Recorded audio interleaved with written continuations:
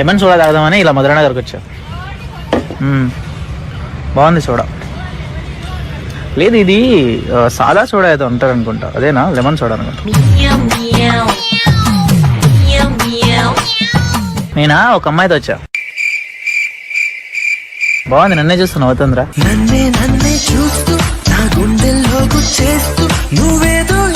పాప హెడేక్ అనుకుంటా, రాత్రి అంతా నిద్రలేదేమో. తన ఏదో కలర్ సోడా తాగుతుందిరా, అది కూడా బాగుంది, తాగొచ్చు కదా. నీదా? Okay okay. తను డబ్బులు పెట్టి కొనుక్కుందంట, మనం తాగకూడదంట. పర్లేదు నేను పేమెంట్ చేస్తా.